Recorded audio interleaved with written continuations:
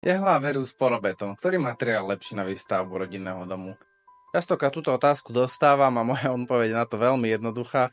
Ak sa pozrieme teda na technické listy výrobcov, či už porovnáme, ja neviem, napríklad tepelný odpor, mernú tepelnú kapacitu, fázový posun alebo iné dôležité parametre, ktoré od Muriva vlastne chcete porovnávať, prídem na to, že tie rozdiely sú takmer minimálne. Rozdiely na druhom desatinnom mieste. Určite sú materiály, ktoré sa dajú použiť na výstavbu rodinného domu a majú diametrálne odlišné vlastnosti ako tieto, avšak tieto sú veľmi podobné, doslova by sa dalo povedať, že jeden je červený a druhý je biely. A väčší rozdiel v tom nie je. Áno, niekto by mohol lamentovať, že napríklad tehla má väčšiu pevnosť tlaku, ak však povieme, že 30 tvárnica akákoľvek nám postačuje, je absolútne jedno, či sa bavíme o porobetóne alebo tehle.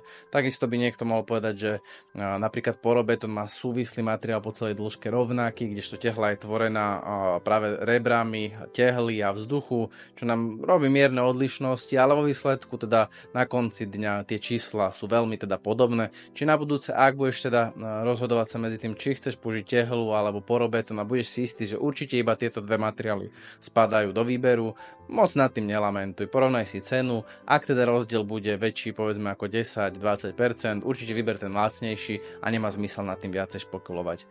Pre viac podobných informácií sleduj tento kanál a dajte mi vedieť dole do komentárov, čo si o tomto myslíte vy, ktorý materiál teda použiť na výstavbu rodinného domu.